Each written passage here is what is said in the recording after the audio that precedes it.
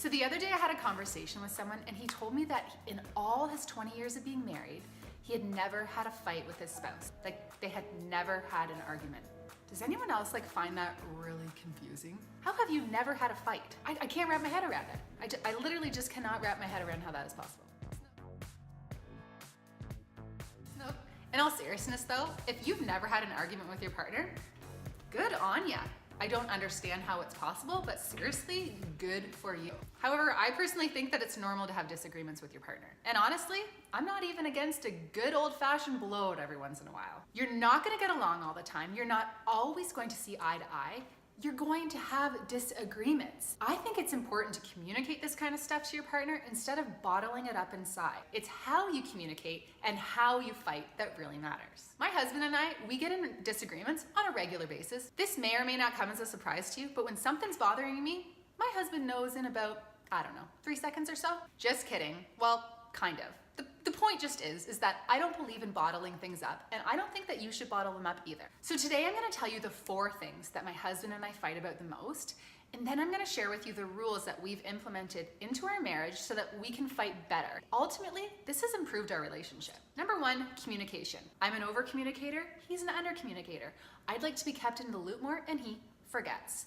We're working on it. Number 2, the kids. We really differ on the things that we think the kids should be allowed to do. For example, the things that he's really strict on, I'm more lenient on, and vice versa. So we've really had to learn to meet in the middle. Number 3, money. This is a hot topic for so many couples. Growing up, my mom always taught me to ask myself, is this a want or is this a need? Before making a major purchase. My husband is totally on board with this type of rationale. The problem is we have very different opinions on what's a want and what's a need. Number 4, and this is no surprise to all the stepmoms watching this video, co-parenting and step-family struggles. No matter how good your step-family situation is, there are going to be issues that come up. It's inevitable. Sometimes the way that I think these issues should be addressed differs from the way that my husband thinks they should be addressed. Here's the deal, guys.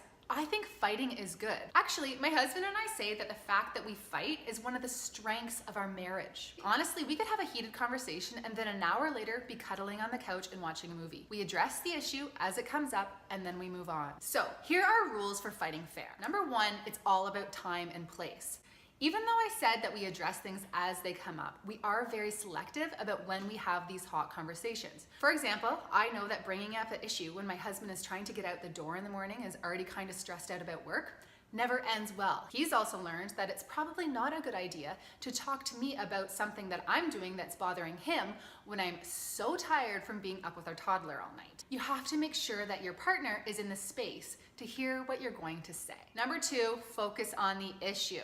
Don't bring in something that happened 6 weeks ago. That's just not fighting fair. Number 3, we use this disclaimer. Or I tend to use this disclaimer more than he does. So before I'm about to bring up a conversation that I know that my husband absolutely won't agree with, I say this: honey, you don't need to agree with what I'm about to say to you, but I just really need you to respect that this is how I'm experiencing things right now. It really helps segue into those tough conversations and helps get them into the space to see your perspective. Trust me, ladies, it's my go-to. Number 4, walk away. If the conversation is getting heated, if it's unproductive and not going anywhere, table it, walk away, take some space, and come back when you're feeling a little more level-headed. Number 5, restrict where you can have these conversations. For example, my husband and I were going on a date night the other night. The day before, we had had some pretty heated conversations about the budget.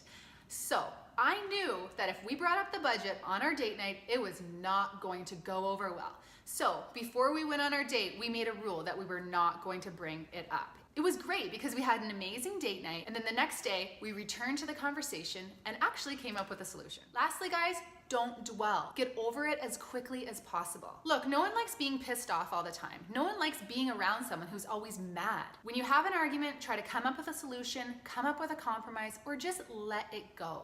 Don't dwell, don't stay pissed off, and continue to ask yourself, is this really that big of a deal? The point of this video, guys, don't beat yourself up if you and your partner get into it from time to time. Fighting is okay, fighting is normal.